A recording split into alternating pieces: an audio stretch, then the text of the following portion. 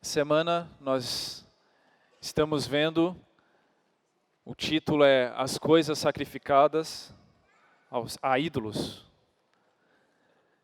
E nós vemos essa semana que temos os ídolos, mas nós também temos um Deus maravilhoso, que é totalmente superior, acima de qualquer ídolo. Não há nada comparável ao nosso Senhor, ao nosso Deus. Ele é a origem, Ele é nosso Pai, Ele é o Criador. Ele está acima de tudo e de todos, certo? Eu não sei se tem alguém que está nos visitando pela primeira vez, que não nos conhecia, que foi convidado aqui para a reunião. Levanta a mão se tem alguém aqui hoje.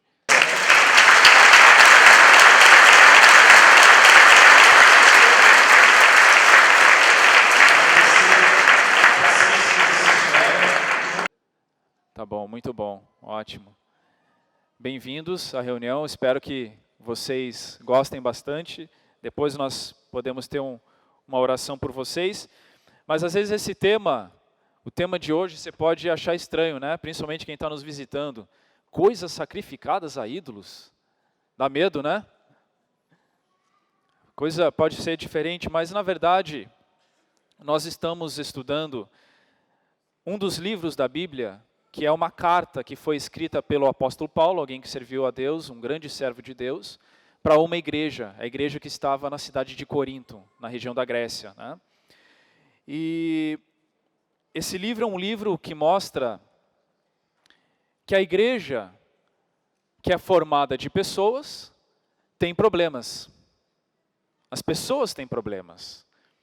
E nós vemos vários problemas, várias situações aparentemente negativas aqui, nessa carta, situações que você fala, puxa, mas isso tem na igreja? Mas é possível que façam isso? Às vezes nós ficamos tristes, né, com algumas coisas que acontecem na igreja, mas por quê? Porque ainda são homens, ainda são sujeitos a erros, a falhas, a pecados, a problemas. E a igreja, quando você lê essa carta do apóstolo Paulo, a igreja em Corinto, você vê vários problemas, problema de divisão, preferências. Os irmãos sabem, né? A gente tem acompanhado aqui, eu quero só para os visitantes colocar eles na mesma página, né? Problemas no casamento, problemas entre irmãos, né, de julgamento, tinham problemas, levavam a causa para o juiz julgarem. Mas essa carta mostra que para todos os problemas da humanidade, nós temos a solução. Qual é a solução? Cristo é a solução. Cristo é a solução para todos os problemas. E temos cerca de 11 problemas aqui relatados na epístola aos Coríntios, mas tem mais de 20 aspectos que mostram que Cristo, Ele é maravilhoso. Ele é rico. Você pode ter um problema, mas Cristo é infinitamente superior a esse problema.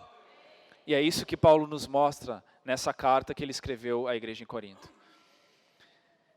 E um dos problemas, uma das situações que se levantou ali, era exatamente as coisas sacrificadas a ídolos. Que é esse texto um pouco difícil de entender, né? Para quem não nos conhece, tá chegando pela primeira vez. Mas o que acontece? Muitas pessoas realmente sacrificavam animais, ali templos a ídolos, imagens, estátuas, monumentos, para que nesse sacrifício, os deuses que estavam ali representados por aquelas imagens, fizessem o que a pessoa estava pedindo. Então, por exemplo, a pessoa ia até lá no templo, sacrificava um animal no altar, tinha os sacerdotes ali daquela determinada religião, e por que ela fazia isso? Talvez por problema financeiro. Ela precisava de dinheiro, então ia lá, sacrificava, puxa, agora eu vou receber dinheiro. Ou tinha um problema no relacionamento. Então, as pessoas, pelos seus interesses, iam até esses deuses, esperando que esses deuses, com letra minúscula, esses ídolos, satisfizessem os propósitos do coração delas. E depois que sobrava um pouco desse alimento, dessa carne, era levado ao mercado, né? Algumas coisas sobravam, levavam ao mercado, e algumas pessoas iam lá e compravam. Não sei se era mais barato ou não, devia ser, né? o preço estava em promoção, carne de terceira ali. Mas iam lá, compravam e comiam. E alguns da igreja faziam isso. E quando faziam isso, outros da igreja em Corinto, alguns membros da igreja em Corinto falavam: meu Deus, ele está comendo carne que foi sacrificada aos ídolos, que absurdo. E aí virava uma discussão, uma desavença, divisão, críticas, imagino até brigas, debates. E a pergunta é, pode comer, se fosse hoje, poderia comer essa carne sacrificada aos ídolos? Num primeiro momento a gente fala não, né? Não, que isso? Tanta coisa, né, para comer, vou comer isso.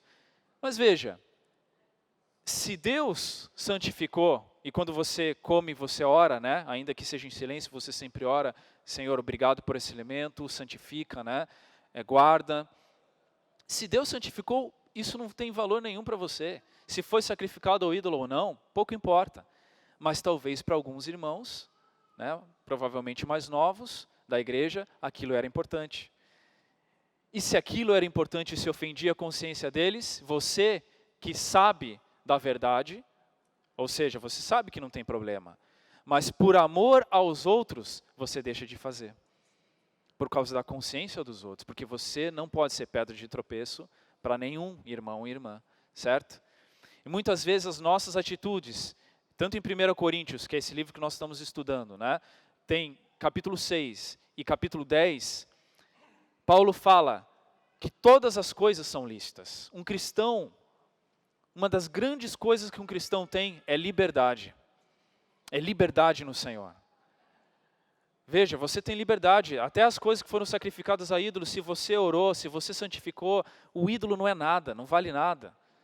O nosso Deus é o único Deus. Você tem liberdade, mas nem todas as coisas convêm. E capítulo 10 fala que nem todas as coisas edificam, ou seja, ajudam os outros, ajudam a igreja a crescer, a amadurecer. Então, algumas coisas que nós fazemos, nós conhecemos a verdade bíblica, nós sabemos, mas talvez elas não convenham em relação a você, a sua pessoa. E talvez elas não convenham em relação aos demais irmãos e irmãs da igreja. Elas podem ofender os outros. Por conta disso, nós restringimos o nosso agir. Nós não fazemos o que nós queremos. Trazendo para os nossos dias, modernizando, redes sociais. Na igreja, nas reuniões, né, no viver da igreja, quando você está junto com aqueles que professam a mesma fé que você é uma pessoa que fala a palavra de Deus, ora, né, ora pelas pessoas, tal. Mas quando vão olhar para a sua rede social, como é que fica a consciência dos que olham? O que tem lá? Não é? Então isso é muito prático. Nós precisamos considerar os outros antes de qualquer outra coisa, né? Vamos abrir em 1 Coríntios capítulo 8, por favor.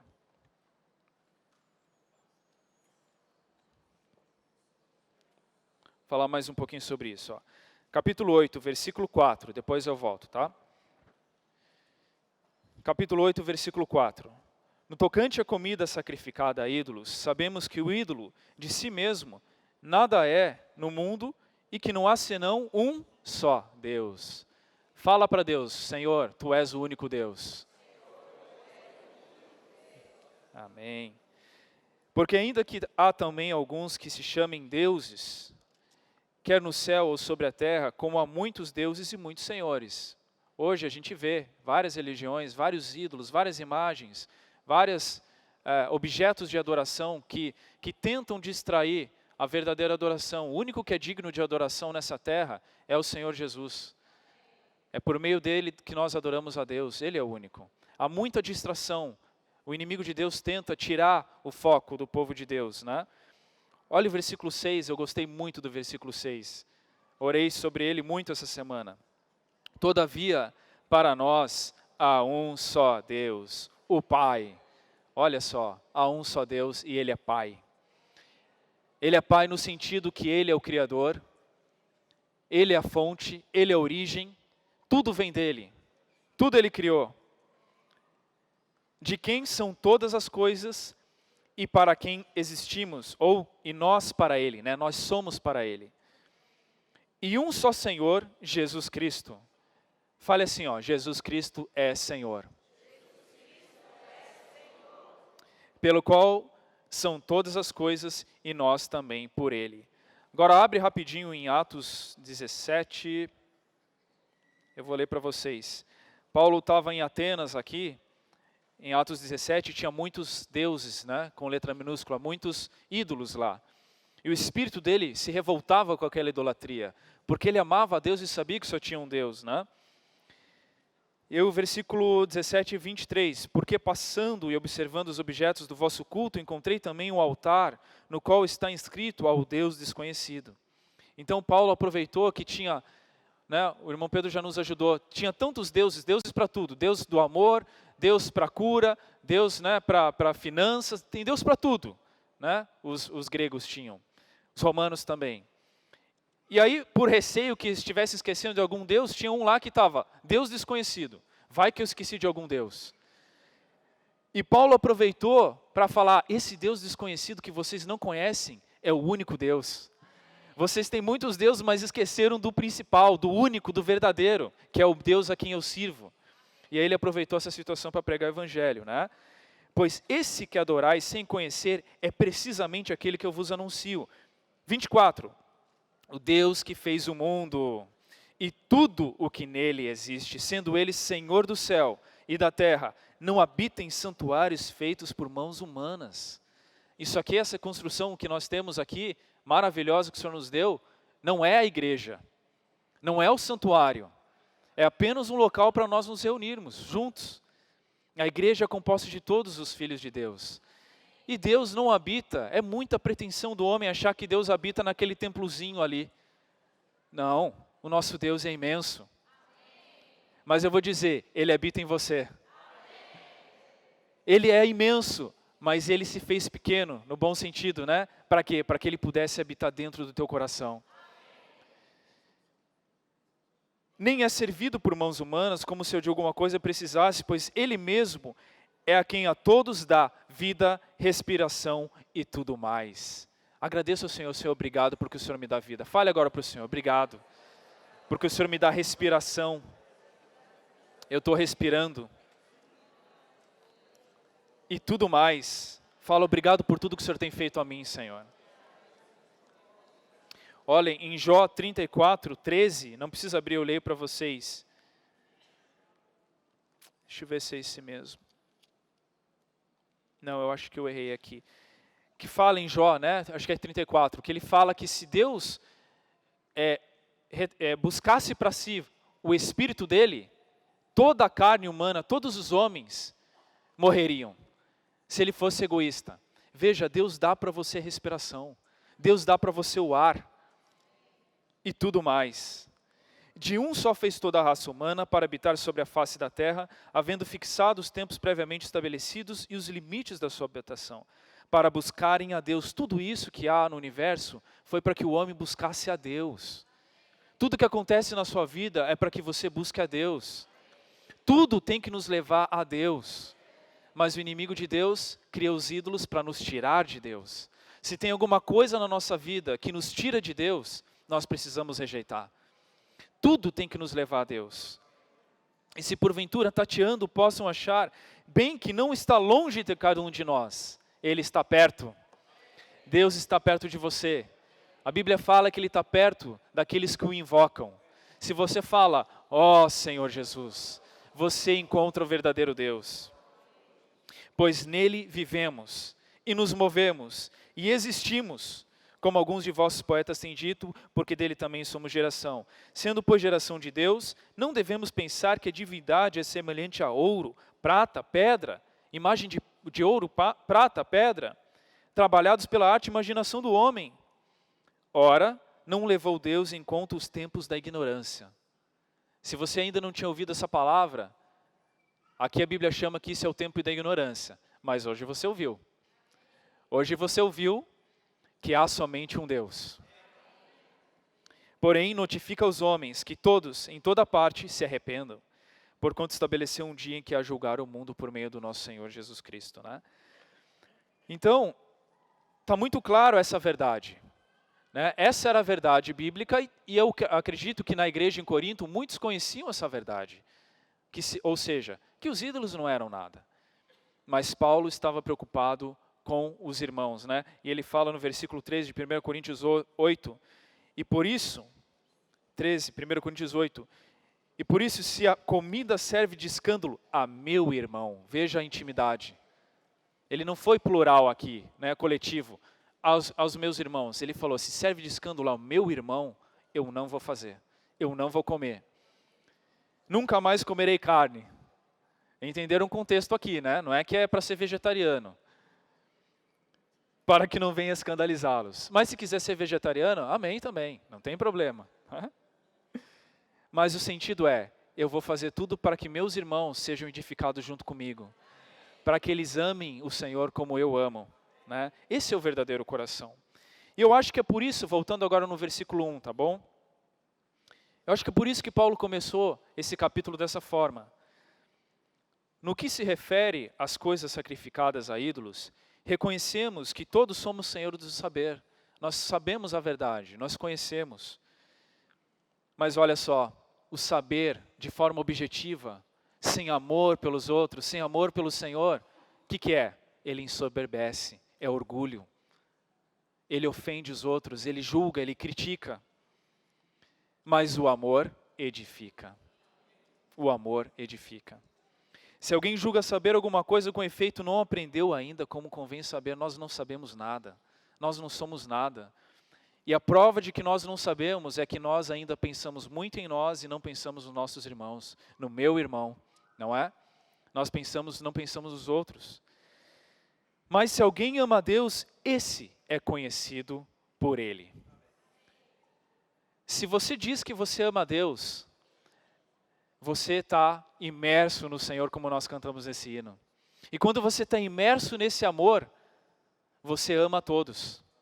Você considera os outros, você se preocupa com os outros. E olha só, um cristão, um discípulo do Senhor, ele é conhecido por Ele. Deus sabe o teu nome. No meio de bilhões de pessoas nesse universo, Deus te conhece. Deus sabe o teu nome. E naquele dia, quando Ele voltar, Ele vai falar o teu nome. Eu te conheci. Não vai ser alguém desconhecido. Muitos hoje falam Senhor, Senhor, e fazem muitas coisas por Ele, mas sem amá-lo genuinamente, sem buscá-lo de forma verdadeira, sem ser um verdadeiro discípulo. Muitos buscam Ele por interesses materiais. Se o Senhor dá uma conta bonita, azul, aí eu amo Ele. Se Deus dá um casamento perfeito, aí eu amo Ele. Se Deus dá 0 problemas com o chefe, né, Débora? Cadê a Débora que trabalha comigo? Onde está? Está lá. 0 problemas, está tudo fácil. Mas, quando Deus é sincero com você, e um pai precisa ter essa liberdade, você vai abandonar? Quando Deus disciplina, você vai abandonar? Se nós conhecemos o nosso Senhor, nós vamos nos manter fiéis a Ele, seja em situações negativas, seja em situações positivas. É isso que Deus quer alcançar conosco. Nós precisamos conhecer a Deus e ser conhecido por Ele. Muitos são chamados, mas poucos escolhidos. Eu já falei uma vez aqui, será que é porque poucos escolhidos porque Deus, Ele é assim seletivo? O nosso Deus é seletivo? O nosso Deus é exclusivista? Ah, eu gostei da cara do Henrique, o Henrique, tá bom, eu vou escolher o Henrique. É isso? Deus vê o coração. Quando ele foi, lembra Samuel, quando foi escolher Davi? Passaram os irmãos dele mais fortes, bonitos, tal. Até Samuel foi enganado, mas Deus falou, ó, eu não vejo a aparência, eu vejo o coração. Se o teu coração é um coração que está disposto a entrar por essa porta que é estreita, a seguir esse caminho que é apertado, mas que vai levar a bênção, que vai levar o prêmio, o galardão, Deus vai te honrar. Deus vai te honrar. Vale a pena, irmãos, ser conhecido por Deus. Eu particularmente não sei como Ele vai me chamar, não sei se vai chamar Vilmar, estranho, né? Oi Vilmar, tudo bem? Ou Billy, também estranho. ou um novo nome, mas eu quero muito que quando eu chegar na presença do Senhor, naquele dia, Ele olhe para mim, nos meus olhos, e eu olho nos olhos do meu Senhor, Ele fale, eu te conheço, me chame pelo meu nome. E esse nome eu vou saber qual é, né? E veja, não é uma coisa de um dia para o outro, não é algo que vai acontecer lá e que vou conhecer a Deus, não. É uma história entre você e o Senhor. É uma vida de oração. Quantas coisas, irmãos e irmãs, aí para terminar a minha parte, quantas coisas nós não contamos para o Senhor essa semana? Você conversou com o Senhor essa semana? Ele conhece a sua situação? Leva para o Senhor tudo. Conversa com Ele. Enquanto está trabalhando, em silêncio, orando, dependendo dEle. Enquanto está com os filhos, dependendo dEle, conversando, levando todas as preocupações a Ele. Fazendo Ele te conhecer mais e você conhecer Ele. Quando chegar naquele dia não vai ser uma surpresa. Vai ser o selo, né, a recompensa de alguém que por toda essa vida, pela fé, conheceu o Senhor. E naquele dia, fisicamente, nós vamos encontrar aquele com quem nós tanto conversamos, parece coisa de louco, né? Tanto falamos, tanto oramos, tanto amamos, tanto louvamos, e um dia nós vamos estar para sempre com Ele. Então vale a pena nós pagarmos esse preço, né? Graças ao Senhor. Ídolos, amém? Ídolos, de onde vieram? Comida sacrificada aos ídolos. Provavelmente, também não posso afirmar, provavelmente essa questão dos ídolos vieram por uma ocorrência infeliz antes de Noé, antes do dilúvio, onde os filhos de Deus, registrado em Gênesis capítulo 6, os filhos de Deus, eles foram atraídas pela beleza das mulheres e tomaram por esposas as mulheres.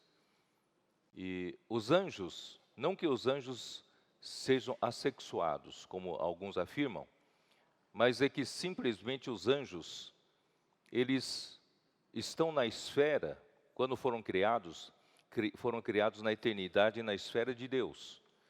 Então eles simplesmente não precisam se preocupar com a reprodução. Então não há essa necessidade. Mas houve essa ocorrência que ofendeu muito a Deus, porque Deus não quer essa mistura de espécies. E com isso, registrado em Gênesis 6, né, deram filhos que foram valentes varões de renome na antiguidade. Então, alguma coisa anormal aconteceu no universo, que os seres angelicais caíram e cometeram esse grande erro. E esse contato dos seres angelicais com o homem fez com que os homens conhecessem alguns segredos, alguns mistérios entre, né, os seres angelicais. Muito provavelmente, através disso, esses contatos, vieram também o que nós entendemos hoje por feitiçarias, entendemos por astrologia, etc, etc, etc. Isso quer dizer o quê? O homem teve contato com seres angelicais e que certamente tem muito mais poderes do que o homem. E Deus não se agradou disso. E por causa disso veio o dilúvio. E Deus exterminou toda aquela geração. Permaneceu apenas Noé e a sua família. E Deus então teve um novo começo na civilização humana pós-diluviana, tá? Então nós vimos que esse contato não fez bem, né, para o ser humano. Então o homem, a partir depois do dilúvio, o homem passou a temer mais a Deus. Por quê? O dilúvio era uma coisa que traumatizou o homem. com medo de Deus, mais uma vez, castigasse o homem e exterminasse o homem. Então o homem passou a viver com grande temor, né, debaixo de Deus. Mas aí surge um personagem chamado Nimrod. Nimrod, então, diz para a humanidade que ele governava, ele se tornou um grande tirano, porque ele era poderoso, ele sabia lidar com a multidão, e ele garantiu para aqueles que estavam sob seu comando, dizendo que ele daria segurança para o homem, ele daria tudo que o homem precisasse, e que o homem não precisaria mais temer a Deus, não precisaria ter mais medo de Deus, e que nós, homens, vivemos independentemente de Deus. E aí, então, com isso como consequência, surgiu a Torre de Babel, e a Torre de Babel é para declarar a independência a Deus. O homem não precisa mais de Deus, e o homem precisa buscar a sua própria felicidade, buscar a sua própria vontade, e que esse pensamento perdura até o dia de hoje. Então, com esse distanciamento com Deus, perdendo o temor a Deus, e o homem, para viver aqui na terra, muitas vezes se sente incapaz em algumas situações. Aí o homem se lembra daquele contato que o homem teve com seres angelicais. Então eles buscam algum tipo de poder, já que eles não querem buscar Deus, buscam então algum tipo de poder acima do homem, nesses seres angelicais. É isso que Paulo chama em Romanos 8, que o Billy leu para nós. Romanos 8. É isso? Não, Romanos não. Estou voando aqui. 1 Coríntios 8, né? 1 Coríntios 8, Paulo fala assim, no versículo 5, porque ainda que há alguns que se chamem deuses, vocês estão entendendo? Então, aqui fala, ainda que há também alguns que se chamem deuses. Quer dizer, os homens começaram a apelar para alguns seres angelicais que teriam poderes, né, maiores que o homem, e chamam esses de deuses. Tanto é que os deuses da mitologia grega são todos esses deuses que têm falha, que cometem pecado, que têm defeitos. E alguns são semideuses, né? Alguns são, na mitologia grega, alguns são semideuses, quer dizer, filho de Deus com homem, certo? Então, assim, ainda que alguns se chamem deuses, quer no céu ou sobre a terra, como há muitos deuses e muitos senhores. Então, esses deuses é para ajudar o homem a fazer a vontade do homem, não a vontade de Deus. Me desculpe, irmãos, hoje nós também temos no mesmo princípio. Se eu preciso de um santo casamenteiro para arrumar casamento, eu apelo para esse santo casamenteiro. É o mesmo princípio de deuses e idolatria. É ou não é? Proteção dos motoristas. Eu preciso de um Deus que me proteja enquanto eu dirijo. Né? No dia do São Judas, é isso? São Cristóvão? Você entende, né?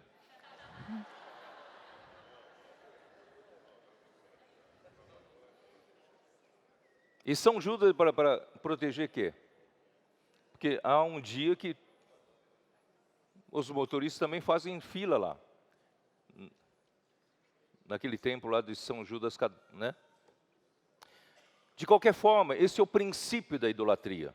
Que nós não dependemos de Deus, já que o homem se distanciou de Deus. O homem precisa de alguns poderes maiores do que ele, né? Alguns deuses, alguns senhores, para lhe dar algum poder, para satisfazer a sua própria vontade. Irmãos, esse é o homem egoísta. Mas nós não. Versículo 6, todavia para nós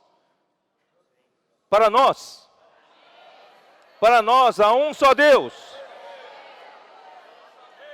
Nós não apelamos para nenhum outro Deus para enriquecer-nos, para buscar saúde, para buscar felicidade. Não temos deuses para felicidade, não temos deuses para riqueza. Nós temos só um Deus. Todavia, para nós há um só Deus, o Pai, de quem são todas as coisas. E para quem existimos. De quem são todas as coisas? Todas as coisas são dele. Todas as coisas pertencem a Deus Pai. Ele quem criou todas as coisas. Se alguém quer usurpar o que é de Deus, isso é ilegalidade. Só há um só Deus. E um só Senhor Jesus Cristo, pelo qual são todas as coisas e nós também por Ele. Nós somos criados por intermédio dEle, para Deus. Entretanto, não há esse conhecimento em todos, não há. Porque alguns, por efeito da familiaridade até agora com o ídolo, ainda comem dessas coisas a ele sacrificadas, e a consciência destes, por ser fraca, vem a contaminar-se.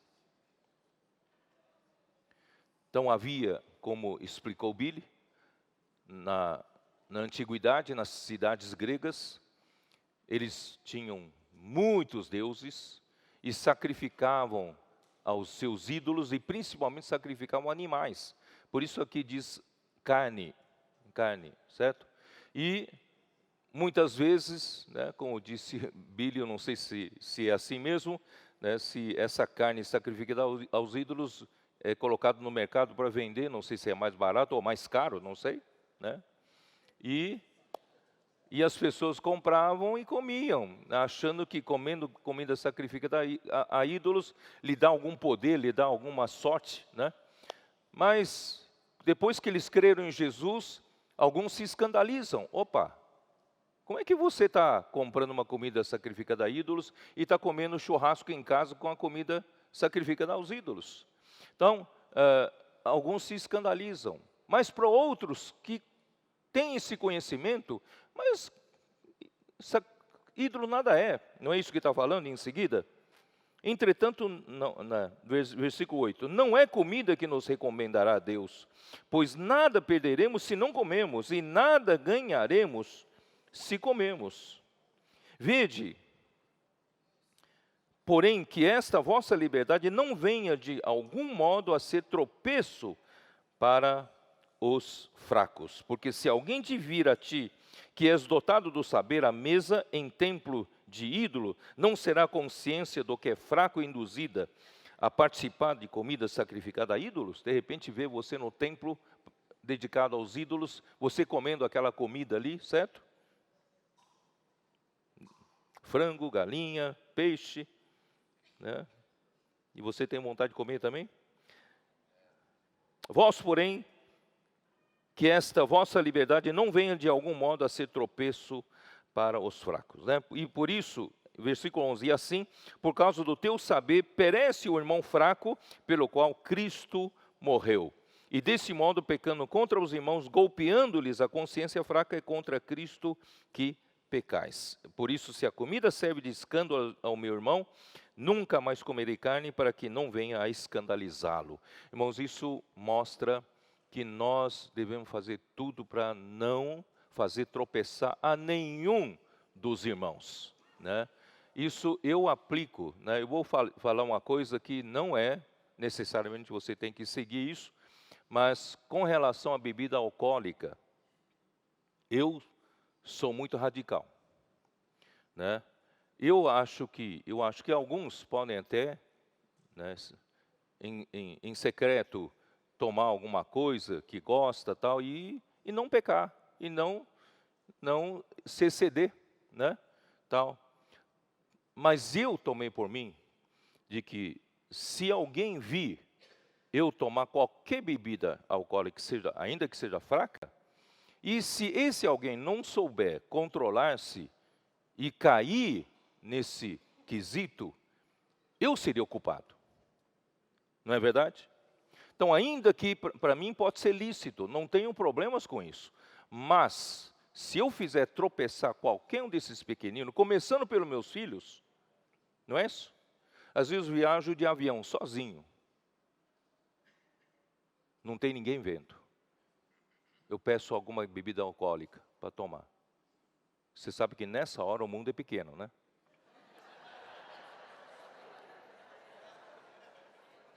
Ô irmão Pedro, você está aqui.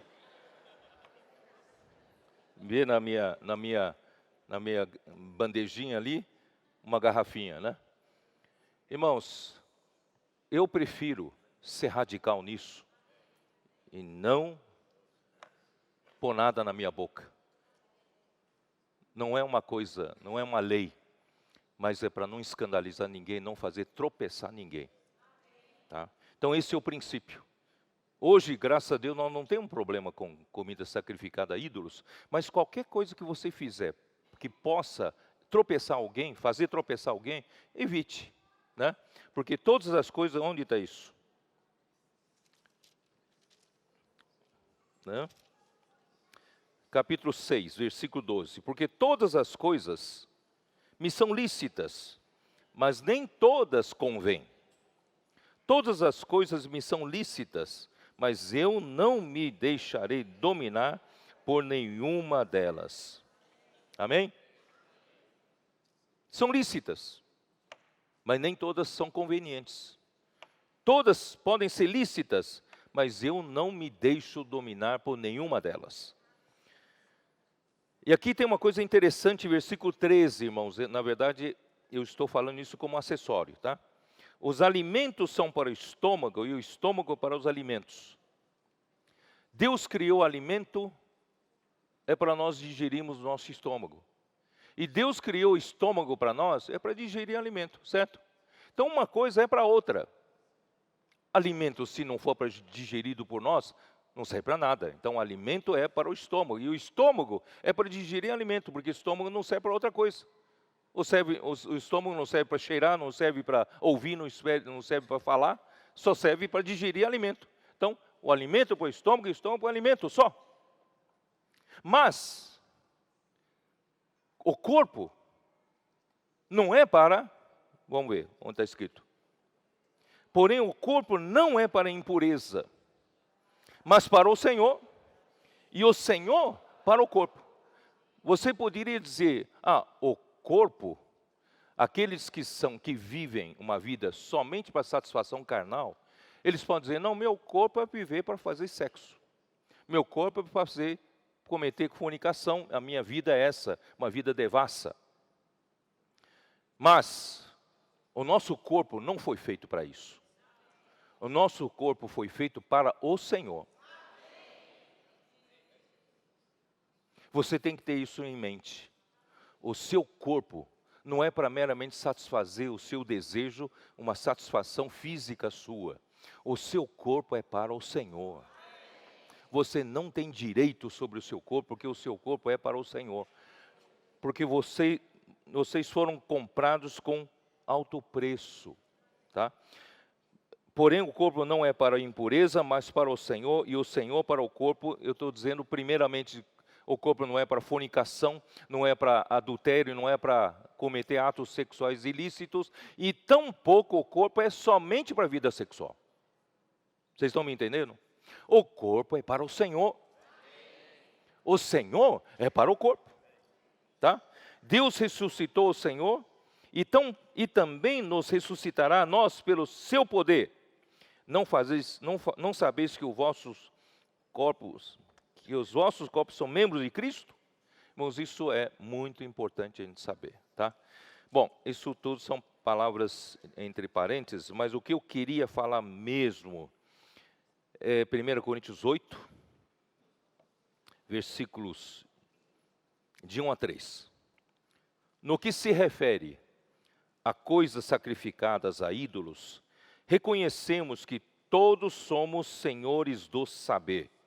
O saber ensoberbece, mas o amor edifica.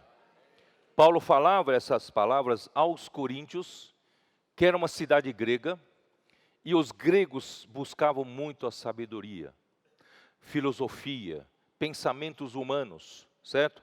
Então esse saber ensoberbecia. Quanto mais alguém sabe, mais se ensoberbece. Porque a alta classe, né, da sociedade grega eles não cuidavam de outra coisa, senão de ouvir novidades, de debater novidades, né? E de ou aceitar ou não aceitar essas novidades filosóficas e de pensamento humano. E o seu trabalho é feito pelos escravos, né? Os antigos gregos, eles dominavam outras cidades e pegavam as pessoas dessas outras cidades para se tornarem seus escravos. Então os escravos trabalhavam para eles e eles só se preocupavam em ouvir as novidades do dia sobre filosofia, sobre a sabedoria humana. Portanto, eles são doutores do saber. Cada um deles é doutor do saber. Mas o saber ensoberbece, mas o amor edifica. Mesmo entre nós na igreja, irmãos, muito conhecimento bíblico faz você ensoberbecer. Mas o amor edifica. As palavras que nós estamos ouvindo não são meramente palavras do conhecimento, não são meramente palavras do saber. As palavras, Jesus disse aos judeus, as palavras que eu vos tenho dito são espírito e são vida. Nós precisamos receber as palavras como espírito e como vida. E essa vida que nós recebemos de Deus, irmão, essa vida vai se transformar em amor. E o amor edifica. Tá? Se alguém julga saber alguma coisa, com efeito não aprendeu ainda como convém saber. Mas se alguém ama a Deus, esse é conhecido por Ele. Se alguém ama a Deus, e esse é conhecido por Ele. Esse conhecido, no alimento diário, nos explica. Esse conhecido tem um sentido de aprovado. Se alguém ama a Deus, esse é conhecido e aprovado por Deus. Certo? Então, agora eu pergunto, quando falo do amor aqui, estão falando do amor entre os irmãos. Mas aqui fala se alguém ama a Deus. Ué, é amar a Deus ou amar os homens? Aqui. Irmãos, Deus é a fonte do amor. Porque Deus é amor. Deus é amor, tá? Põe bem isso.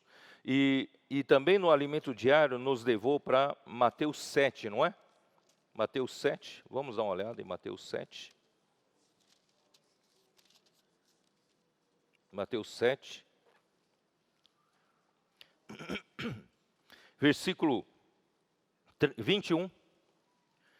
Nem todo o que me diz, Senhor, Senhor, entrará no reino dos céus, mas aquele que faz a vontade de meu Pai que está nos céus.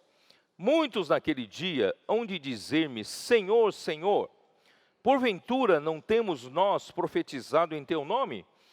E em teu nome não expelimos demônios? E em teu nome não fizemos muitos milagres? Isso não está claramente descrevendo a situação dos crentes, dos cristãos?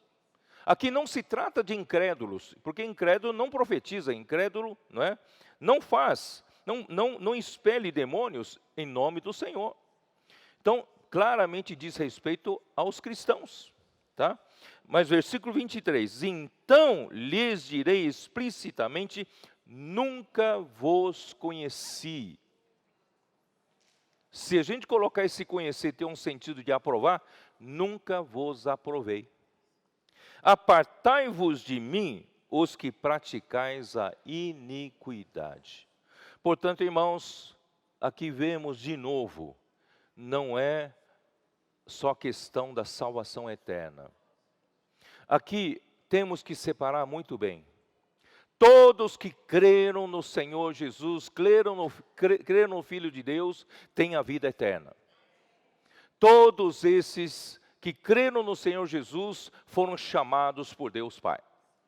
E eles foram chamados para receber a salvação eterna. E essa salvação eterna não se perde nunca mais. Quando alguém creu no Senhor Jesus, ele recebeu a salvação eterna, não perderá jamais.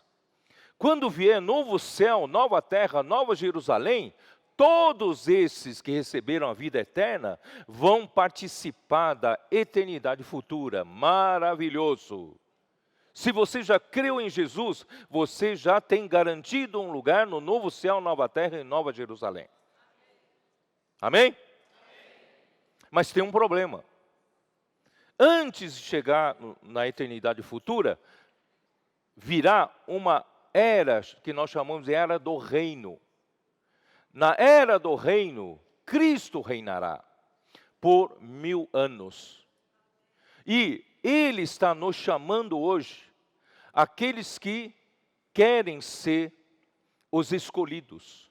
Deus, Ele tem os seus eleitos.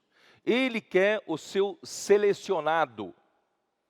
Você quer fazer parte da seleção de Deus? Muitos são chamados, mas poucos os escolhidos. Sabe por que poucos são os escolhidos? Porque, Mateus 7 ainda, versículo 13 e 14. Entrai pela porta estreita, larga é a porta e espaçoso o caminho que conduz para a perdição, e são muitos os que entram por ela. Pela porta larga, pelo caminho espaçoso, muitos entram por ela. É o caminho para a perdição. Então logo vem na nossa cabeça, essa aí é a perdição eterna. Porque estreita é a porta e apertado o caminho que conduz para a vida, e são poucos os que acertam com ela. Esse de caminho para a vida dá a impressão de vida eterna. Mas se você olhar o contexto, é exatamente onde eu acabei de ler antes, aqui está se referindo a participar do reino. Reino. Porque quando você creu em Jesus, já tem garantido um lugar na Nova Jerusalém, novo céu, nova terra. Mas no reino não está garantido. No reino, você precisa tomar uma decisão hoje. Você precisa tomar uma...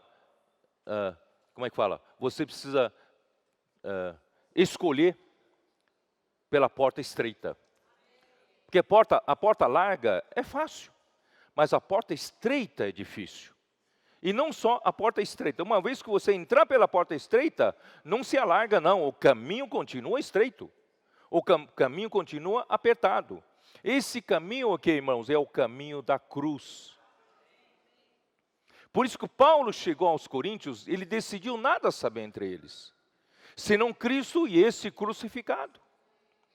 Ele não chegou em Corinto com palavra persuasiva de linguagem, de sabedoria humana. Pelo contrário, Paulo chegou em Corinto em fraqueza. Você sabe o que é fraqueza? Fraqueza no corpo. Ele deve ter chegado bem com algum problema de saúde, está muito fraco. E não sei se vocês sabem qual é os antecedentes das cidades gregas, principalmente de Corinto. Corinto sediava os Jogos Istmicos, sabia disso? Em Atenas, eles sediavam os Jogos Olímpicos. Tanto é que as Olimpíadas vieram da Grécia, começando por Atenas. E correspondente em Corinto, tem os mesmos jogos, só que são jogos istmicos, porque Corinto é um istmo. Istmico. Era tão festejado quanto eles. Então, eles davam muito valor para, como é que fala? Para preparação física. Né? Os homens tinham que ter a forma atlética, né? Porque eles diziam o seguinte: o corpo sadio, a mente sadia. Eles eram muito dados à mente, à filosofia, mas a filosofia sem um corpo sadio não vale nada. Então eles buscavam o quê? Se fortalecer. Por isso que aí veio o atletismo, as competições, não é isso? Então esse era o ambiente. Então se imagina só Paulo, em vez de chegar como um... Quem aqui é atlético? Quem tem porte atlético aqui, ó? Né? E de repente chega, né, Paulo, todo ali, ó, né? Aí todo mundo respeita, opa, isso aqui é do nosso perfil, certo? Mas Paulo não, Paulo chegou em fraqueza, certo? Fraqueza, ninguém dava nada para ele. Ele chegou em fraqueza, temor e grande tremor. Temor por dentro. Ele não chegou poderoso na linguagem, não chegou poderoso na eloquência, ele chegou com temor e tremor, grande tremor. Quer dizer, ninguém dava nada por ele, mas a palavra que ele falava, a palavra a loucura da pregação, produzia poder de Deus, produzia salvação. Vocês entenderam? Então esse era o ambiente, tá? Esse era o ambiente. Mas o que eu quero dizer é o seguinte: não busque esse caminho largo. Eu poderia muito bem buscar aqui na igreja fama para mim, posição para mim, honra, não é isso? Mas, irmão, nós estamos no outro caminho. Nós estamos no caminho de negar a si mesmo, de cruz, renúncia.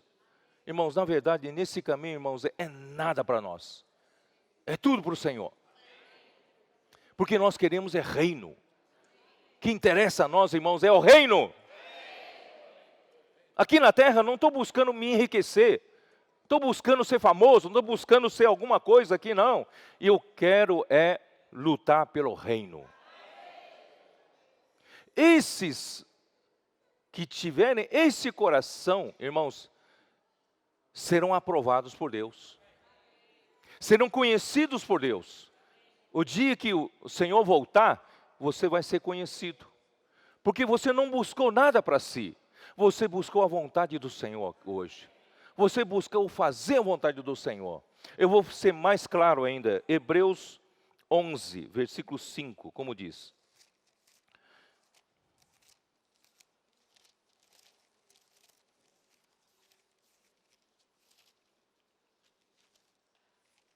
Hebreus 11, versículo 5. Pela fé, Enoque foi trasladado para não ver a morte, e não foi achado porque Deus o trasladara. Pois antes de sua trasladação, obteve testemunho de haver agradado a Deus. Enoque foi o primeiro homem a não ver a morte. Deus o levou para si. Por que ele era tão especial? Porque ele viveu uma vida que agradou a Deus. Por que Deus vai escolher você? Por que você é especial? Por que você foi selecionado por Deus? É porque você viveu uma vida que agradou a Deus. Você escolheu a porta estreita. Você escolheu o caminho apertado. Você escolheu: estou crucificado com Cristo, agora não mais eu quem vive, mas Cristo vive em mim. Esse viver que agora tenho na carne, vivo pela fé no Filho de Deus, que me amou e a si mesmo se entregou por mim. Esse é o caminho que você escolheu para fazer a vontade de Deus, para agradar a Deus. Nada para você, tudo para o Senhor. No alimento diário da semana fala: não vivemos para nosso próprio interesse. Nós estamos aqui, irmão, pelo interesse do Senhor. E só. Sabe, nem sucesso de alguma reunião, de alguma conferência, de algum evento, de alguma pregação minha, irmãos, me interessa. O que interessa, irmão, é o resultado final. Os irmãos entendem o que eu quero dizer? Não tome nenhuma coisa como um prêmio seu. Aqui na terra não queremos prêmio nenhum. Nenhum sucesso, nenhum evento, nenhum êxito, irmãos, é o nosso prêmio hoje aqui na terra. Hoje aqui só buscamos ser agradáveis ao Senhor. Paulo fala onde é? Em 2 Coríntios 5:9. 2 Coríntios 5:9.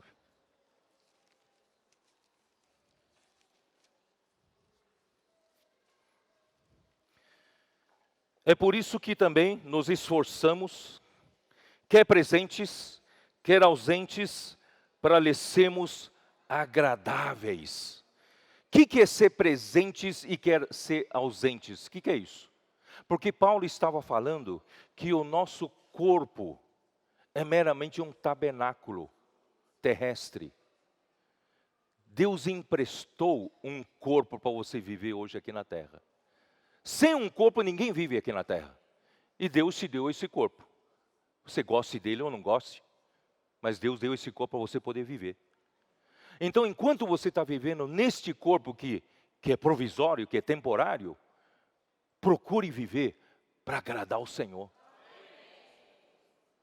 Porque quando esse corpo passar, porque esse corpo tem prazo de validade, tem vida útil. Quando terminar esse corpo, você não terá mais oportunidade de ser agradável ao Senhor no corpo para entrar no reino. Única oportunidade que você tem para entrar no reino é aproveitar o corpo. Por isso que eu digo, o corpo é para o Senhor. E o corpo é o santuário dele. Então, aproveite enquanto você está vivendo nesse corpo, é para você agradar o Senhor. Quer presente, quer dizer, quer ainda estou vivo nesse corpo, quero agradar o Senhor. Até ausentes, quando morrer, irmãos, eu quero agradar o Senhor, até com a minha morte, quero glorificar a Deus. Por isso, irmãos, a nossa vida aqui na terra não é para agradar a nós. Os filósofos dirão, você tem direito à sua felicidade. Não estamos aqui para buscar nossa felicidade nesse sentido. Nós estamos aqui para agradar ao Senhor. Voltando para Hebreus capítulo 11, agora o versículo 6. De fato, sem fé é impossível agradar a Deus, porquanto é necessário que aquele que se aproxima de Deus creia que Ele existe e que se torna galardoador dos que o buscam. Como agradar a Deus? Tem que ter fé. Se não tiver fé, é impossível agradar a Deus. Ter fé em quê? Fé em Deus. E fé? Crede em Deus. Estareis seguros. Mas crede nos seus profetas e prosperareis.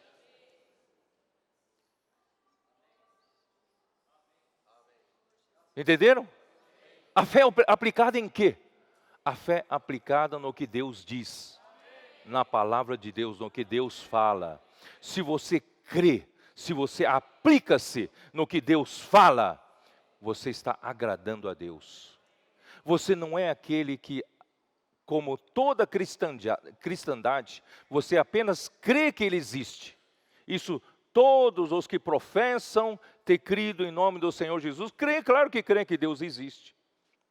Mas crer que Ele é o galardoador dos que o buscam, são poucos que veem assim. Nós somos esses poucos selecionados, escolhidos. Cremos que Deus vai nos dar galardão, se nós buscarmos o seu reino aqui na terra hoje. Não fazemos outra coisa senão buscar o Senhor e buscar o seu reino. Por isso que Jesus disse em Mateus 6, é isso, né? Mateus 5, né? 6. Buscai o reino de Deus. 6, né? E a sua justiça. E todas essas coisas vos serão acrescentadas. Amém? Em João 6,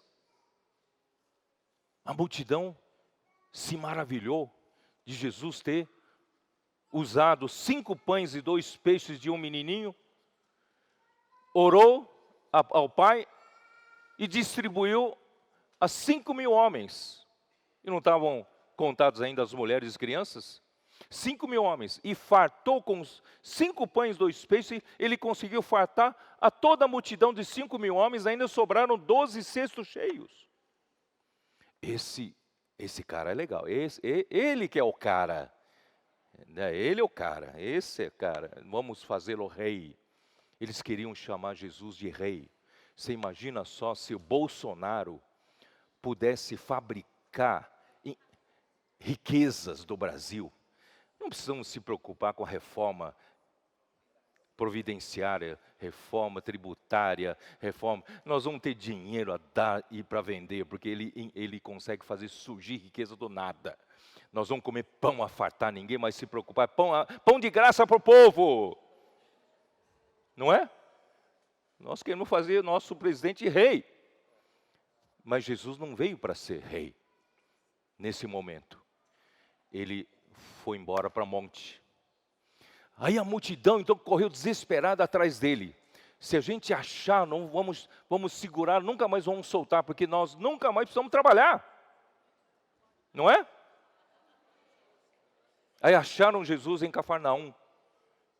Jesus disse: vocês vieram atrás de mim pelo pão que perece. Pelo pão que vocês comeram e se fartaram. Vocês não vieram pela comida que não perece. E o meu Pai me enviou do céu para vos dar a comida que não perece. Eu sou o pão que desceu do céu. Aí foi piorando o seu discurso. A minha carne é verdadeira comida, o meu sangue é verdadeira bebida. Eles se escandalizaram. Nós viemos para comer pão de graça. E de repente esse homem fala para nós comemos da carne dele, do sangue dele. Que negócio é esse? Muitos se escandalizaram. Aí Jesus então fala: eu sou o pão que desceu do céu. Quem comer desse pão viverá eternamente. Aí eles falaram: duro esse discurso. Quem eu pode entender? Aí uma parte foi embora. Aqueles que vieram buscar pão foram embora. Aí ele continua, né? Aí no fim ele explica: não é a carne que eu quero dar para vocês comerem, a minha carne para nada aproveita. É o Espírito é o que dá vida. E as palavras que eu vos tenho dito são Espírito e são vida. Não é essa carne física, nem o sangue físico, mas é o Espírito. E o Espírito está onde? Na palavra. As palavras que eu vos tenho dito são Espírito e são vida. Irmãos, crer nessa palavra, comer dessa palavra, nós vamos viver eternamente. Mas todos foram embora. Até os discípulos abandonaram o Senhor. Aí sobraram só os 12. Provavelmente, não tenho certeza. Mas provavelmente. Jesus então falou para os 12, vocês também querem ir embora? Aí Pedro falou: para quem iremos? Se tu tens as palavras da vida eterna, e temos conhecido que tu és o Cristo, que veio da parte de Deus.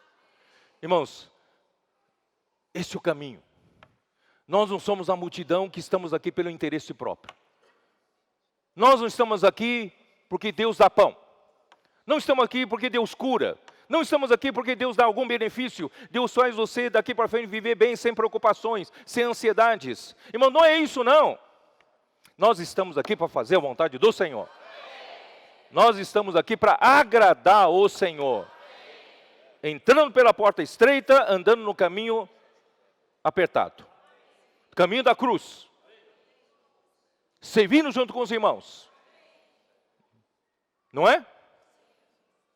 Vendo ontem o Congresso das Mulheres. Todas aquelas mulheres correndo para cá, para lá. Na verdade, elas se prepararam por quase um ano isso. Por um evento. Certo? Perderam noite de sono. Algumas delas, depois de relaxar, descarga. Eu nunca mais eu quero falar ao público, que é muita carga para mim. Irmãos, tudo isso faz parte. Faz parte. E não ganharam cachê.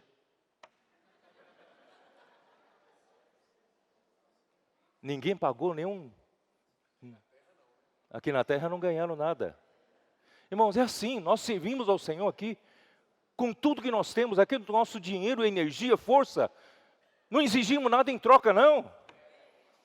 E eu e Esdras, Miguel e o André, nós é que damos a conferência lá na conferência internacional, que vai começar daqui a pouco. Irmão, nós ainda pagamos nossa própria inscrição. Vocês acreditam num negócio desse? Não, eu não recebo 20 mil dólares não, tá? Pago a minha própria inscrição. Irmãos, esse é o nosso caminho. Caminho da bênção. Esse caminho estreito, porque naquele dia no reino, Jesus vai falar: eu te conheço. Já pensou chegar naquele dia, não te conheço? Ó Senhor Jesus. Vocês permitem me falar mais uma coisinha, não? Pode falar mais uma coisinha?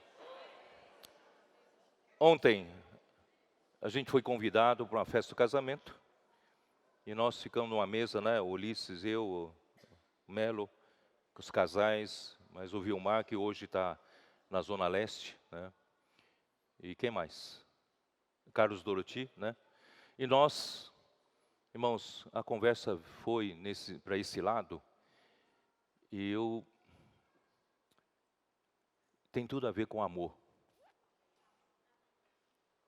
Eu quero tentar ilustrar a vocês que o que Deus tem preparado para nós é muito mais do que você pensa.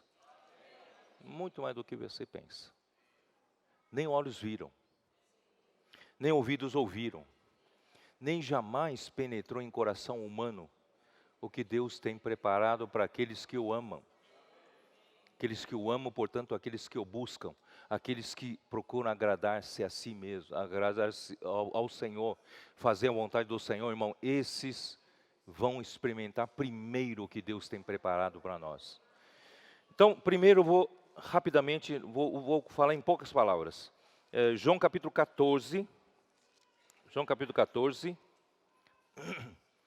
Quando nós lemos esses versículos, nós não entendemos ainda a profundidade dessas palavras. A profundidade dessas palavras. Jesus estava na véspera de sua morte, de sua crucificação. E os discípulos estavam entristecidos. Tá? Então Jesus disse, não se turbe o vosso coração. Credes em Deus, crede também em mim. Na casa de meu Pai há muitas moradas, se assim não fora, eu vou-lo teria dito, pois vou preparar-vos lugar. Que lugar é esse? Que lugar é esse que Deus quer nos preparar na casa do Pai? Alguns então começam a inferir que Deus então mandou Jesus ir através da crucificação para construir algumas mansões, alguma mansão para cada um. Você, nas suas orações, você já falou para o Senhor qual é a planta da casa que você queria? A planta dos seus sonhos, né? Porque Jesus foi até a casa do Pai para preparar-nos um lugar, morada. Então, alguns acham que é isso. Mas, irmãos, não é isso. Não é isso. No versículo seguinte diz, e quando eu for e vos preparar lugar, voltarei e vos receberei para mim mesmo. Não é nenhuma mansão. Ele irá pela morte e voltará em ressurreição para nos receber, não é isso? Para nos receber para Ele mesmo. Para que onde eu estou, estejais vós também. Onde Ele estava, né? E vós sabeis o caminho para onde eu vou. Disse-lhe Tomé, Senhor, não sabemos para onde vais, como saber o caminho? Respondeu-lhe Jesus, eu sou o caminho e a verdade e a vida. Ninguém vem ao Pai, senão por mim. Então, onde é o lugar que Jesus queria nos levar? É o Pai. Não é mansão. É o Pai. É muito mais maravilhoso do que você pensa. Jesus fez todo esse trabalho para poder nos levar para Ele mesmo, porque Ele já está no Pai. E quando Ele levar-nos para Ele mesmo, Ele nos levará ao Pai. Você não viu nada de maravilhoso nisso? Como pode uma criatura um dia ser trabalhado e morar dentro de Deus e fazer parte de Deus? João 15, eu sou a videira verdadeira e vós e meu pai é agricultor. e vós são os ramos. Irmão, nós vamos fazer parte de Deus. Esse Deus grandioso, quando você lê o livro de Ezequiel, quando você lê o livro de Apocalipse, é descrito ele sempre sentado no trono de uma forma que o homem não pode aproximar. Relâmpagos, não é isso? Ou resplendor, luzes, trovões, né? E raios, ou luz branca como a neve. Quer dizer, é uma coisa inacessível, ele é grande demais, ele é grande demais. Até os anjos não chegam muito perto dele, não. Ninguém vê o rosto dele. Mas esse Deus está trabalhando para nós chegamos a estar nele, através de Jesus Cristo. Hoje ele conseguiu colocar-nos em Cristo. E esse Cristo está no Pai, está nos levando cada vez mais para dentro do Pai.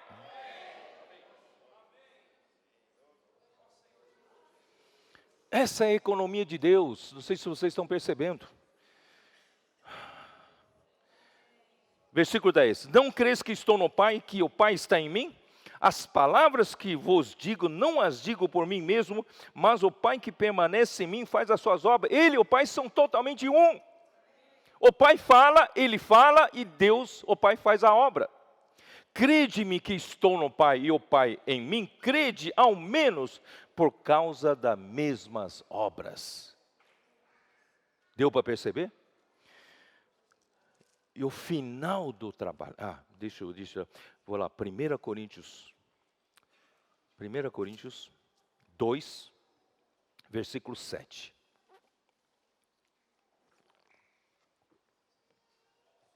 Mas falamos a sabedoria de Deus em mistério.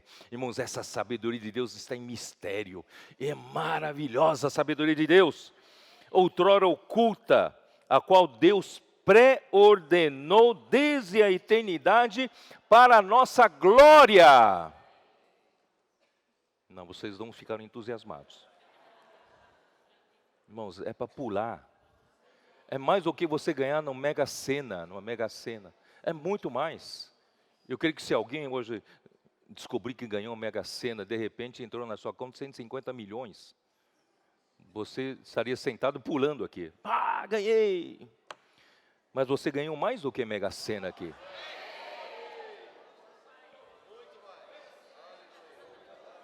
A sabedoria de Deus o fez bolar um plano.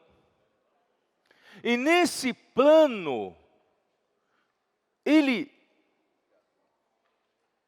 planejou levar uma pessoa pecadora como você, sem nenhuma esperança nem de remissão dos pecados, quanto menos a glória de Deus, participar da glória de Deus. Mas no seu plano ele enviou seu próprio Filho amado, se tornou um homem, realizou a redenção, ressuscitou, se tornou Espírito, e hoje ele te justificou pela fé. Ele está te santificando enquanto você vive a vida da igreja, servindo ao Senhor, pregando o Evangelho, você fazendo a obra de Deus, vivendo pela sua vontade, você está sendo santificado. E o processo final de santificado leva à glorificação. E a glorificação, sabe o que é, irmãos? No final da sua, não sabe o que é glorificação? Vou entrar naquela glória maravilhosa, resplendor, luz. Não é isso não. A glória é o próprio Deus. Quanto mais você está sendo santificado, mais você está sendo glorificado, mais você está levando, pertencendo à parte inerente do próprio Deus. Você não será um corpo estranho em Deus, porque você está sendo trabalhado com a sua essência, natureza, vida, até que você seja glorificado. Tudo que é estranho a Deus irá fora. É isso que Deus está fazendo. E tudo que pertence aos elementos de Deus vai ficar em você, e você e eu juntos, como a igreja, como os vencedores, nós vamos participar a pertencer parte de Deus.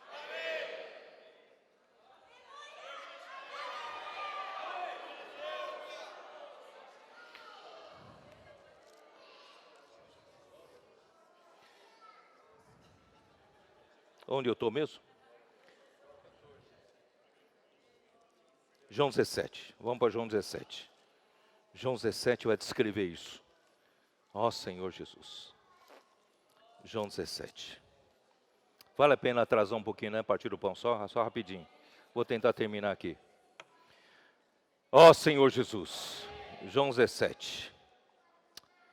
Tendo Jesus falado essas coisas, levantou os olhos ao céu e disse: Pai, é chegada a hora. Glorifica teu filho, para que o filho te glorifique a ti. Assim como lhe conferiste autoridade sobre toda a carne, a fim de que ele conceda a vida eterna a todos os que lhe desse. E a vida eterna é esta, que te conheçam a ti, o único Deus verdadeiro, e a Jesus Cristo a quem enviaste. Eu te glorifiquei na terra, consumando a obra que me confiaste para fazer. E agora, glorifica-me, ó Pai, contigo mesmo, com a glória que eu tive junto de ti, antes que houvesse mundo. Não sei se vocês estão entendendo, irmãos, a glória é o Filho. Antes que houvesse o mundo, o Filho estava com o Pai. O que é o Filho estar com o Pai? Estava na glória do Pai. O que é Deus nos glorificar? É nos colocar no Pai.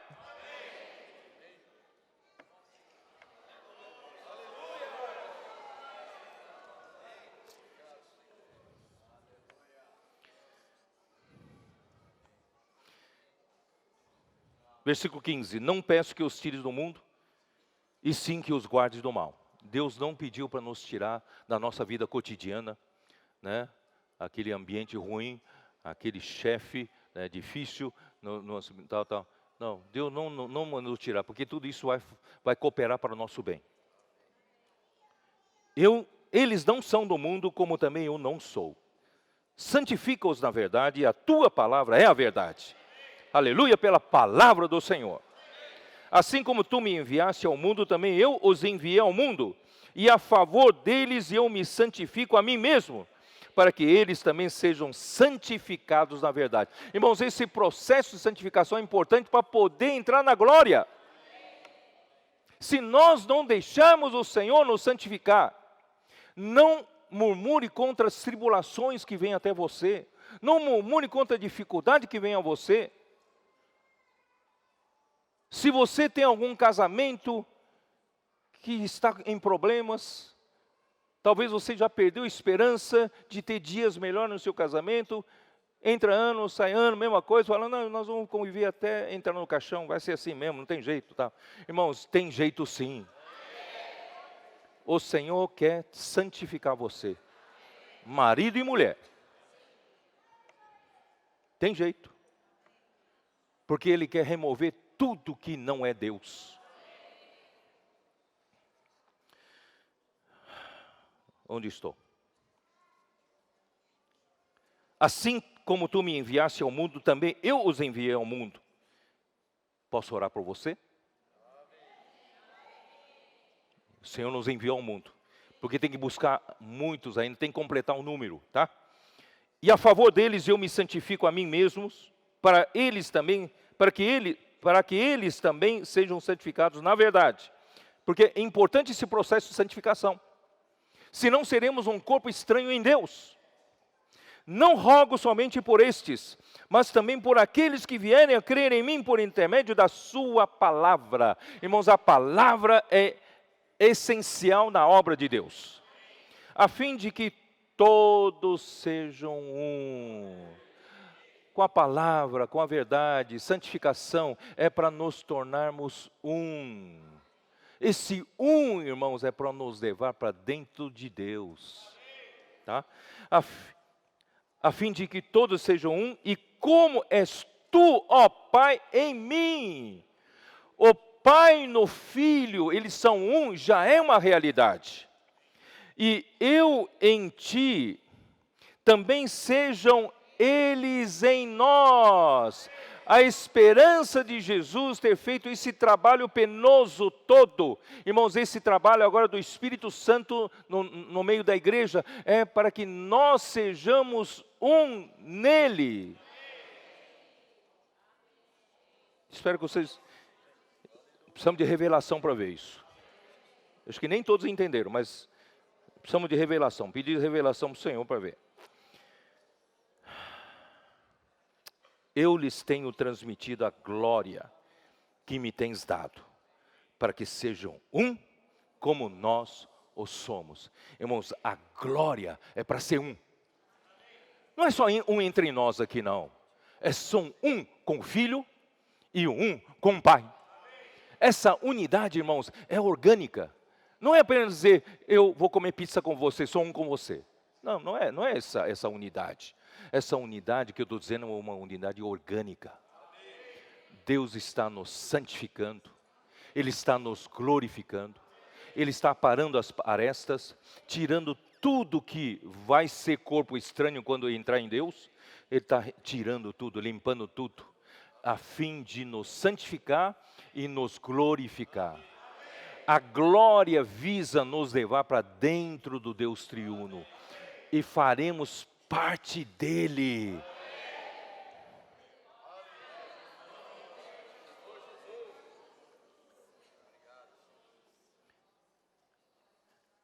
Vou ler de novo 22. E eu lhes tenho transmitido a glória que me tens dado, para que sejam um como nós o somos, eu neles e tu em mim, a fim de que sejam aperfeiçoados na unidade. Irmãos, o Pai está no Filho e o Filho está em nós. Sabe para quê? Para que sejamos aperfeiçoados na unidade. Aperfeiçoar na unidade, irmãos, é eliminar tudo que não é Deus. Para que o mundo conheça que tu me enviaste e os amasse como também amasse a mim. Pai, a minha vontade é essa esperança. É que onde eu estou, onde Ele está? Pai, para que onde estou estejam também comigo os que me deste, para que vejam a minha glória que me conferiste, porque me amaste antes da fundação do mundo. Pai justo, o mundo não te conheceu, eu, porém, te conheci. E também esses compreenderam que tu me enviaste. Eu lhes fiz conhecer o teu nome e ainda o farei conhecer, a fim de que o amor com que me amaste esteja neles e eu neles esteja. Vou repetir, a fim de que o amor com que me amaste esteja neles e eu neles esteja. O amor, irmãos, é o ápice da nossa experiência.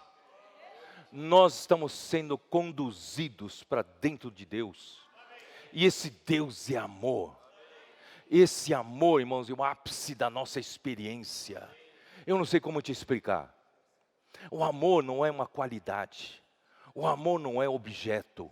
O amor é o próprio Deus. 1 Coríntios 13. Prometo que é o último versículo.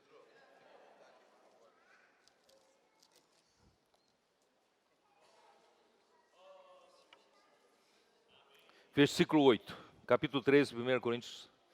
O amor jamais acaba, mas havendo profecias, desaparecerão. As profecias hoje são tão importantes, que trazem o falar de Deus. Sem a profecia nós não progredimos, sem a profecia esse processo de glorificação não acontece. Então hoje é tão importante termos profecia, certo? Mas até a profecia vai cessar, quando chegar lá. Quando chegarmos lá, tá? Aqui diz, havendo profecias desaparecerão, havendo línguas cessarão, havendo ciência, conhecimento passará. Porque em parte conhecemos e em parte profetizamos. Se ainda estamos profetizando, irmãos, ainda não entramos no que é perfeito. Mas o objetivo de Deus, a esperança de Jesus, é nos levar para o que é perfeito. Sabe o que é perfeito? Aqui, ó. Quando eu era, onde estou? Versículo 10. Quando, porém, vier o que é perfeito, então o que é em parte será aniquilado. Deus quer introduzir você e eu no que é perfeito, tá? Que é perfeito. Quando eu era menino, falava com o menino, sentia com o menino, pensava com o menino. Quando eu cheguei a ser homem, desisti das coisas próprias de menino, porque agora vemos como em espelho obscuramente, e então veremos face a face. Agora conheço em parte, então conhecerei como também sou conhecido. Esse conhecido aqui é epignósticos, é conhecimento total. Eu serei totalmente conhecido por Deus. Os irmãos entendem? Porque Deus devassou a minha vida. Não sei se vocês entendem o que eu quero dizer. Ele tirou tudo que não presta. Ele tirou tudo que quando entrar nele seria corpo estranho. Irmãos, naquele dia eu serei conhecido. Deus me aprovará. Porque não tem mais nada para reprovar. É bom ou não é bom isso? Versículo 13. Agora, pois, permanece a fé, a esperança e o amor. Estes três, porém, o maior desses é o amor. Eu vou dizer para vocês não têm noção ainda do que seja esse amor. Vocês não têm noção. O amor para vocês é uma qualidade, é uma coisa, é um objeto. Irmãos, o amor não é. O amor é Deus. Amor é a esfera onde Deus está. Quando a gente partir desse mundo, se o Senhor tardar a voltar, partir desse mundo, esse corpo se vai. Você, de repente, a sua alma, seu espírito, serão levados para uma outra dimensão. Nessa outra dimensão, não é mais tempo e espaço. Não é mais, assim, ó, você vê as coisas assim, ó, tempo e espaço. Não. Você está na dimensão de Deus. Por isso que é difícil explicar. Quando Ezequiel explica onde Deus está, o trono de Deus, é muito difícil explicar. Porque não dá para explicar com essas linguagens humanas que nós estamos acostumados ao mundo cartesiano, tridimensional. Tempo, espaço. Mas lá não tem tempo e espaço. Mas por outro lado corre tempo, não sei como. Não é isso? Porque há eventos que são passados lá. Mas não me pergunte como. Mas eu vou dizer o seguinte, quando você chegar lá, você não é isso que nós estamos vendo, não. Não é desse jeito que nós estamos vendo, não.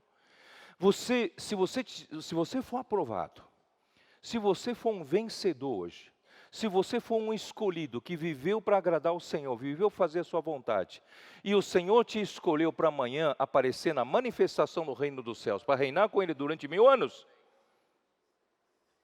você receberá o galardão? Você será um vencedor? Então, quando terminar essa era, nós vamos ser alçados na parte celestial para governar sobre as nações aqui na terra. Aqui na terra tudo ainda será no tempo e espaço tridimensional, mas nós não, os vencedores não estarão no tempo e espaço. Por isso a gente não precisará nem de avião para voar mais. Eu não preciso mais buscar ter um cartão diamante, né? Cartão, como é que é? É Platinum, não é mais que Platinum, né? Diamond, né? Irmãos, eu não preciso mais, naquele dia, eu não estarei limitado ao tempo e espaço. Eu estarei na outra dimensão. E você sabe qual é o ambiente que eu vivo? Viverei? Ambiente de Deus. Sabe o que é ambiente de Deus? Você já mergulhou numa piscina? É como você mergulhasse no amor. Você estivesse dentro do amor. Por isso que algumas pessoas que tiveram uma pequena experiência e voltaram para o mundo, puxa, eu fui levado para um lugar tão prazeroso, não sei de explicar o que é, mas uma coisa tão gostosa, você não queria mais sair de lá. Irmãos, esse é o amor. Nós vamos viver nesse amor. Esse é o que é perfeito. Dentro do próprio Deus, que é amor. Quando terminar a era dos 1000 anos, todos os cristãos farão parte disso. Porque terão 1000 anos para amadurecer. Aqueles que não vencerem. Terão 1000 anos no choro e ranger de dentes, se arrependendo. Se eu soubesse que era tudo isso, eu teria pago mais preço. E essa manhã você sabe que é isso. Pague o preço. Vale a pena. Eu garanto a vocês que vale a pena. Você vai dizer aquele dia, realmente Pedro tinha razão. Não era coisa pequena, não. Será uma coisa muito grandiosa. Irmãos, vale a pena pagar o preço que for aqui na terra. Vamos viver a vida da igreja. Vamos buscar servir ao Senhor, servir aos irmãos, pregar o Evangelho, né? Posso orar por você, levar os nossos livros, pregar o Evangelho do Reino, Expo Livros, SEAP, que mais me ajudem? Bucafé, hein? Avança Jovem, comportagem dinâmica. Irmãos, vamos fazer hoje, irmãos, para agradar o Senhor. Hoje caminho estreito, hoje uma porta estreita. Mas, irmãos, amanhã o que o Senhor terá para nós de prêmio será uma coisa maravilhosa, que nem olhos viram, nem ouvidos ouviram, nem jamais penetrou no coração humano o que Deus tem preparado para aqueles que o amam. Jesus é o Senhor. Deus abençoe vocês.